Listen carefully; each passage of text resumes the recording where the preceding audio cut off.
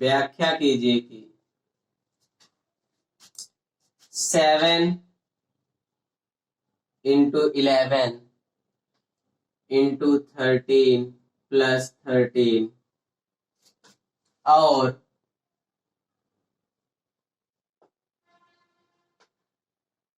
7 into 6 into 5 into 4 into 3 into 2 into 1 plus 5 भाज्य संख्याएं क्यों हैं? भाज्य संख्याएं क्यों हैं? देखिए बच्चों, हम लोगों ने पहले वीडियो में भाज्य और अभाज्य की चर्चा कर ली थी। एक बार यहाँ क्वेश्चन आ गया, इसलिए एक बार फिर से समझ लीजिए। भाज्य संख्याएं हमने बताया था वे संख्याएं होती हैं जो एक और स्वयं के अतिरिक्त और भी संख्याओं से विभाजित हो जाती हैं, वे संख्याएं भाज्य संख्याएं कहलाती हैं।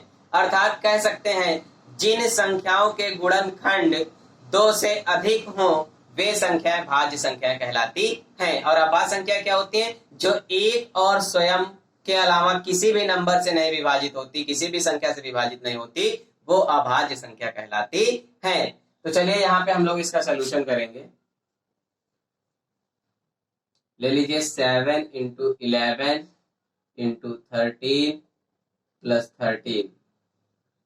तो यहाँ पे कुछ कॉमन है, 13 कॉमन है, तो 7 इंटू 11 इंटू 1 बचेगा, प्लस का 1 बचेगा, तो 13, तो 1177, 178। ये हमारा आ गया 13 इंटू 78 इंटू 1 तो लिख ही सकते हैं। अब देखिए यहाँ पे हमने कहा इसके 3 गुणनखंड यानी 2 से अधिक है, लिख सकते हैं। अतः यहाँ 2 से अधिक गुणनखंड हैं, इसलिए यह भाज्य संख्या होगी।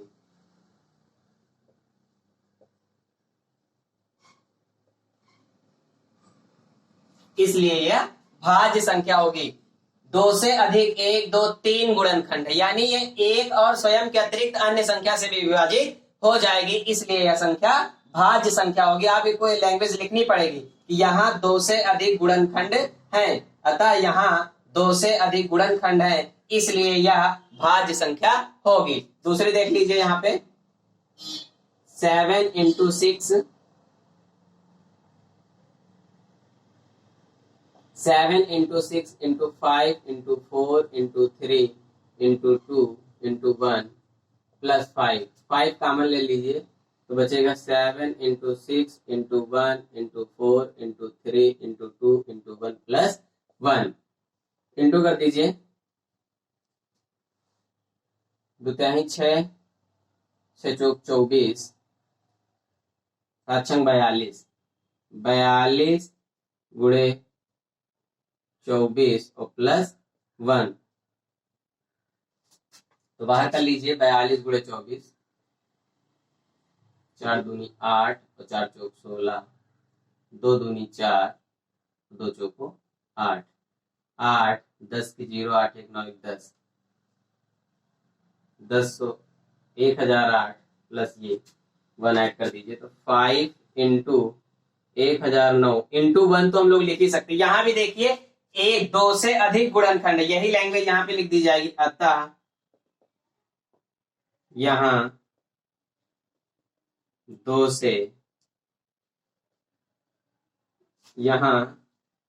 से अधिक गुणनखंड हैं, इसलिए यह संख्या भाज्य संख्या होगी। देखिए बच्चों, इस तरह से हम लोगों ने क्वेश्चन नंबर 6 कंप्लीट कर लिया है। आप लोग वीडियो को रोक के राइट कर सकते हैं। देखिए क्वेश्चन नंबर 7, अब हम लोग क्वेश्चन नंबर 7 करेंगे।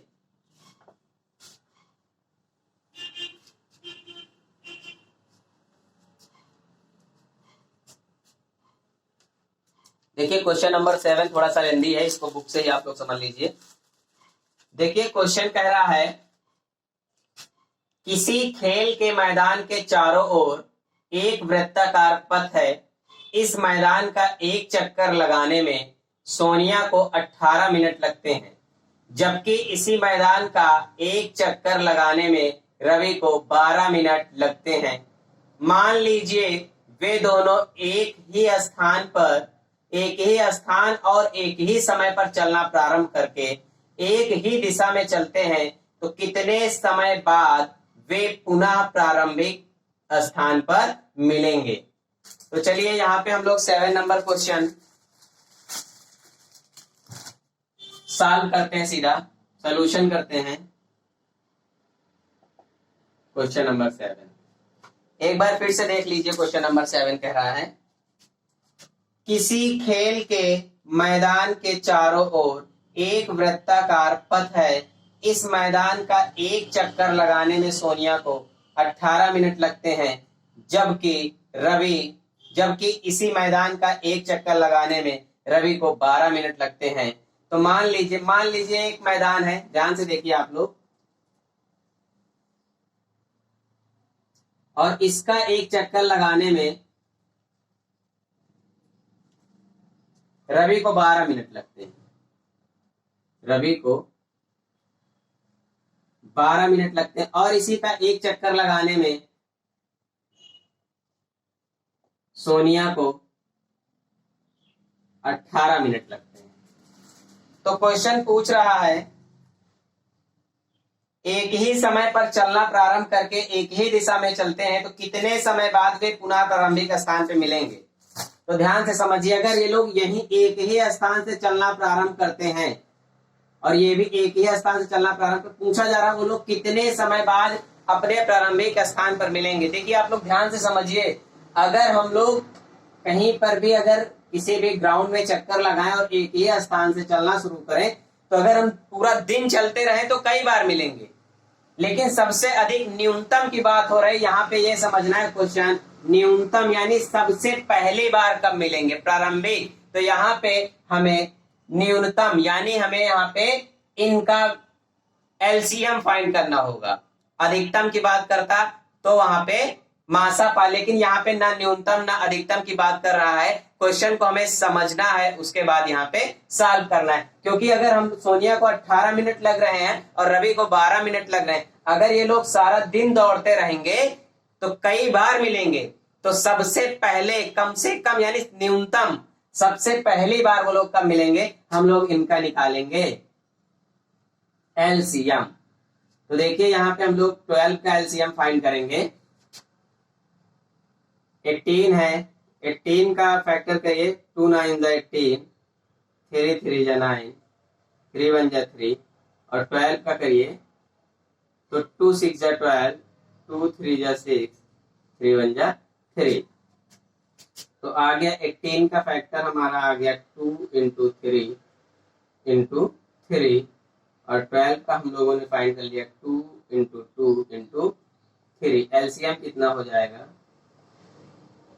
जो मिले उनमें से लिख लो। देखो यहाँ पे 2 2 है तो एक 2 लिख लो, 3 है तो यहाँ पे एक 3 लिख लो, बचा क्या 3 और 2।